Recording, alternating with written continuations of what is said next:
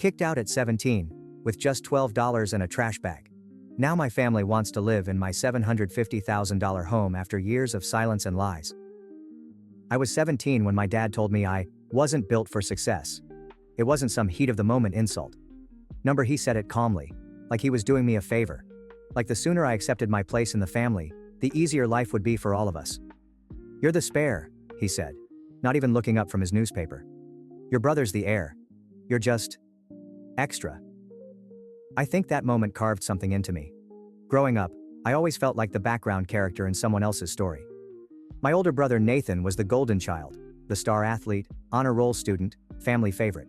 He had a bedroom that faced the lake, a brand new car the day he turned 16, and a dad who called him champ even when he messed up.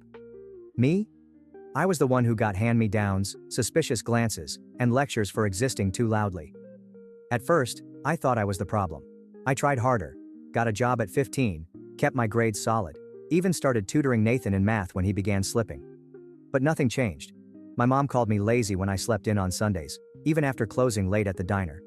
My dad said I had no ambition when I mentioned wanting to go into culinary school instead of college. And Nathan? He just smirked whenever they tore into me, like he was silently enjoying every dig. Things escalated the summer before my senior year. Nathan wrecked his car after a party, completely totaled it while driving drunk. I was the one who found him crying in the garage, bleeding from his forehead, begging me not to tell mom and dad. I didn't. I took the blame. I told them I'd borrowed the car without asking, that I'd panicked and ran. I thought, maybe this would earn me some respect. Maybe they'd see I was capable of loyalty, of protecting the family. Instead, they kicked me out. My dad didn't even yell. He just pointed to the door and said, "Pack your things. You've embarrassed this family enough." That night I slept in a bus shelter 2 blocks away. The next morning, I walked back to grab my school backpack from the porch, only to find a trash bag with my clothes inside and a note that read, "You're on your own now. Learn something from this." No one checked on me. Not once. My mom told people at church that I'd chosen the streets because I was rebellious. Nathan went on vacation to Florida 2 weeks later, posting beach selfies like nothing had happened. I kept myself alive working double shifts at a convenience store, sleeping in the stockroom on cardboard when the manager wasn't looking. But you know what the worst part was? The silence. No birthdays, no Christmas cards, no "how are you?" It was like I never existed. For 3 years. It was only after I got my associate degree in business through community college, after I'd moved 3 towns away and built a tiny freelance marketing business from a library Wi-Fi connection, that I finally felt like maybe, just maybe, I was free of them. Until last month. I got a text from my mom, just one line. "Is that your face on the billboard off Route 9? Yes, it was. The local Chamber of Commerce had put me up as a young entrepreneur spotlight after I helped several local shops triple their online sales during COVID. It wasn't a huge deal in the big picture, but to me, it was everything. Proof that I wasn't a spare. That I was more than a shadow. 2 hours later, my dad called. I didn't answer. Then came the voicemails. From Nathan. From relatives I hadn't spoken to in years. All of them. Suddenly warm. Suddenly supportive. Suddenly curious about how I was doing. I didn't reply. Not yet. Because I knew. I just knew. They hadn't changed. They were only reaching out because they saw I had something they wanted. And sure enough, the next day, my mom called again. This time she left a message. "We're going through a rough patch. Nathan and his wife might lose their place. We were wondering if you still had that spare room you used to mention." I laughed. Out loud. Because that spare room? It didn't exist. I bought the whole house. And I bought it in cash. I didn't respond to my mom's voicemail. Not that day. Not the next. Not even when my Aunt Janice messaged me on Facebook saying, "You know it would really mean a lot to the family if you stepped up right now." Stepped up? I nearly choked on my coffee. Where were they when I was sleeping under a bus shelter, Aunt Jan? It's funny how people love to use the word family like it's a get-out-of-jail-free card. Like blood somehow erases everything they did, or didn't do. I didn't block them. I didn't rage post. I just stayed silent. But silence, apparently, wasn't enough. The following week, I came home from a client meeting and saw a familiar car parked across the street from my house. A silver Honda Civic. The same one my parents used to drive. I stared at it for a good 5 minutes before I even turned into the driveway. There was no mistaking it. And sure enough, sitting on the porch with a Tupperware container of what I assumed was guilt-laced banana bread, was my mother. She stood up when I got out of the car. "Oh my God, you look so good," she said, arms already reaching. I didn't hug her. I just looked at her like a stranger. Because that's what she was. "Mom," I said quietly. "Why are you here?" She had the nerve to smile like this was just some casual drop-in. "I wanted to see you. It's been so long. I thought maybe we could talk. Catch up." I leaned against the doorframe and didn't move. "Is Nathan okay?" I asked. Her face flickered. And there it was. The reason. The real reason. Not love. No regret. Not even a half-hearted apology. "He and Alyssa lost their apartment," she said. "They fell behind on rent. The baby's on the way and they just need a place for a little while. Just until they get back on their feet. Your father thought maybe we could all stay here, just for a few months." I almost laughed. "You kicked me out with a trash bag and a note," I said slowly. "I begged you to listen to me, and you told me to learn something from it. And now you want me to give up my peace, my home, for the son you threw me away for?" She blinked. Like I'd slapped her. "It was complicated back then. We were just doing what we thought was right." "No," I cut in. "You were doing what was easiest. You believed whatever Nathan said because it made your life simpler. It didn't matter if it ruined mine." There was silence. For the first time, I saw something close to shame in her eyes. Then, defensiveness. "Well, we didn't know how things would turn out. You've clearly done well for yourself. So maybe it wasn't such a bad thing after all." That's right there. They abandoned me, and now they wanted credit for it? "You're not coming inside," I said firmly. "And you can tell Dad and Nathan and everyone else that this house doesn't have a spare room?" She opened her mouth, probably to beg or guilt trip me. But I was already turning the doorknob. That's when she said it. "You're being selfish." I paused. I turned back around, looked her in the eye and smiled. "No, Mom. I'm just done being useful to people who only remember I exist when they need something." Then I closed the door. She didn't knock again. That night I lay awake thinking about everything. The weight of what happened. The fact that they were bold enough to show up here, to ask for help, to act like we were still family after what they did. For a moment, I felt guilt creeping in. That old, familiar ache of what if I'm the bad one now. But I remembered the look on my mom's face that day at the principal's office, when Nathan lied about me hitting him. I remembered how she cried for him, how she never once looked at me with belief or love or even curiosity. Just disappointment. I remembered being dragged from my school, shoved out of my own home. I remembered the silence. I owed them nothing. Still, I wasn't done yet, because part of me wanted, not revenge exactly, but accountability. So I drafted a message. Not to them, to my extended family. The cousins, aunts, uncles, people who had heard their version of events for years. People who thought I was troubled, rebellious, angry. I told them everything. I told them about the car crash, the fake confession, the trash bag on the porch, the years of silence, the Tupperware visit. I even attached a screenshot of the text Nathan had sent me years ago, the one where he bragged about how easy it was to get rid of me. I hit send. And for once, I didn't feel afraid. The message took about an hour to ripple through the family group chat. I had muted it years ago, but suddenly my phone wouldn't stop buzzing. "Aunt Marie. Is this real? I never knew this happened to you. Uncle Leo. Your parents said you ran away. That you were doing drugs. Cousin Denise. I always wondered why you disappeared. I'm so sorry. That text from Nathan is disgusting." Message after message poured in. Sympathy, shock, guilt. A few were awkward and unsure, the kind of apologetic attempts that felt more about their discomfort than my pain. But I didn't mind. I hadn't written it for pity. I'd written it for the truth. Then came the last name I expected to show up in my inbox. Alyssa. Nathan's wife. "I'm so sorry. I had no idea. He told me you were unstable and violent, that your grandmother took you in after you assaulted your mom. I feel sick." I stared at her message for a while, unsure of how to respond. She messaged again. "I left him last night." My breath caught.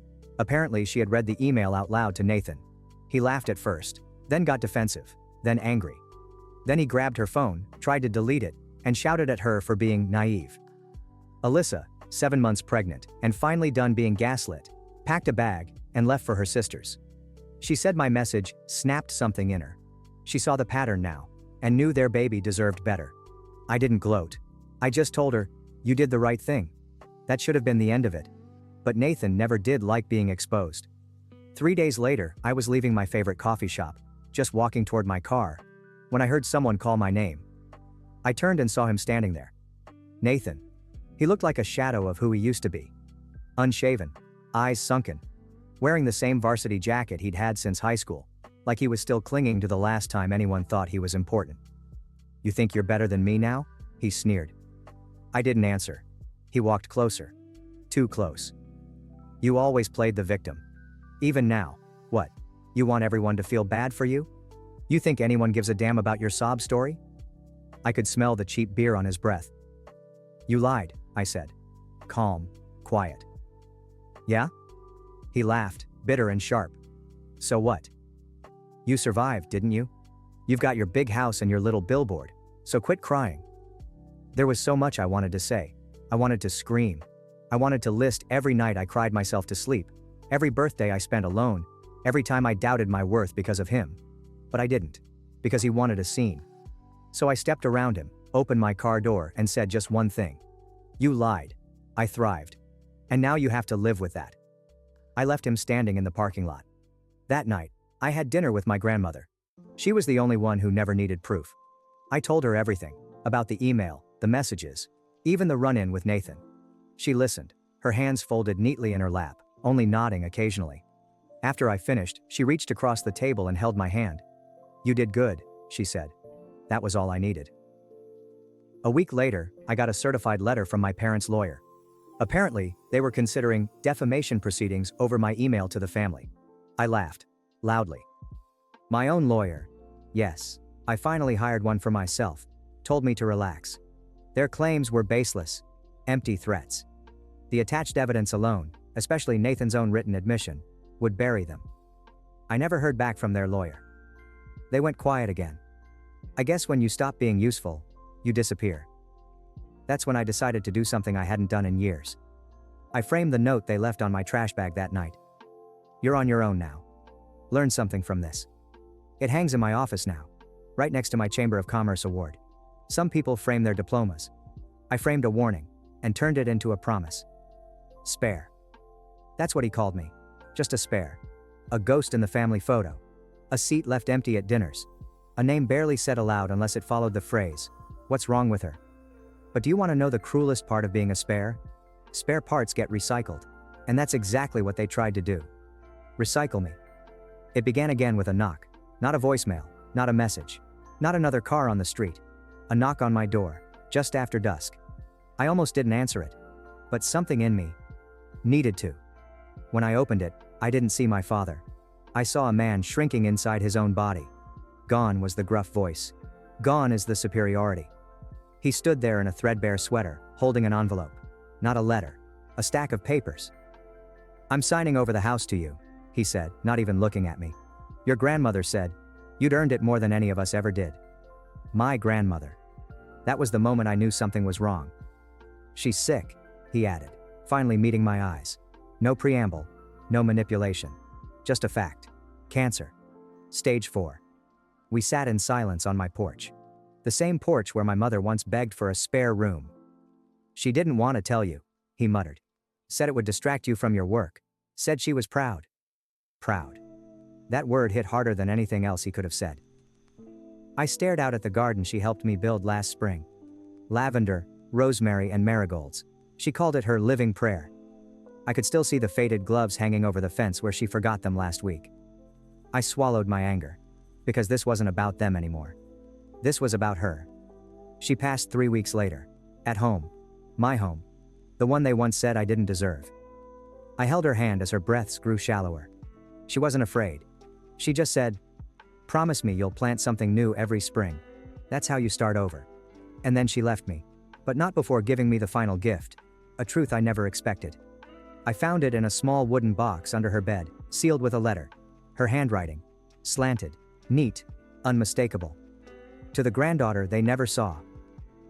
Inside was a stack of old journal entries. Yellowing paper. Notes dated from when I was 9, 11, 14, ages I had long tried to forget. She had written everything. My birthdays were ignored. The bruises. The lies. The way Nathan staged every accusation. The way my mother called me a mistake when she thought no one was listening. Proof. She had documented it all. And at the bottom of the box? A deed transfer for her house. Already notarized. Already signed. She had made me the sole heir. I didn't cry. Not because I wasn't devastated, but because her final act wasn't about sadness. It was justice. She had rewritten our legacy. The funeral was small. I kept it that way on purpose. No open invitation. No family circus. Just a list of names I knew would stand still during silence and not try to rewrite history. But of course, they came anyway. Nathan. My mother. Dressed in black like it could mask anything. Standing by the edge of the crowd, waiting for a moment to insert themselves. After the final prayer, my mother approached. She didn't cry. She just looked around at the garden, the house, the community of friends and colleagues gathered around me, people who chose me. Then she asked, "Is it true? Did she leave it all to you?" I looked her in the eye and said the one thing she always denied me. Yes. That night, they left a letter on my doorstep. Typed, formal, sterile. A request for temporary accommodation, for healing and transition, it said. They wanted to live in the house. Her house. The same house they'd abandoned her in when she took me in. I sat there for a long time. And then I wrote them back. Dear Mr. and Mrs. Turner, thank you for your interest in staying at the residence located at 49 Maplewood Lane. At this time, all rooms are currently occupied by peace, silence, dignity, and the long overdue scent of lavender. As such, we are unable to accommodate guests who abandoned these values in the past. May you find shelter in the structures you built with your choices. Kindly, the Spare No More. It went viral. Because I posted it, and for once, I told my own story. No edits, no shame, no revenge, just the unfiltered truth. People shared it, stitched it, messaged me. Not for drama, but for relief. Because I wasn't alone. There are so many of us. So many spares, who was actually the whole damn engine? Today I walked through my grandmother's garden and planted something new. Just as I promised. A single white rosebush, named Rebirth. And this time, the story doesn't end with exile or anger. It ends with roots. Because I am not a spare. I am the seed that survived. Thanks for watching and being part of the drama. Don't forget to subscribe and hit the bell so you never miss a wild news story.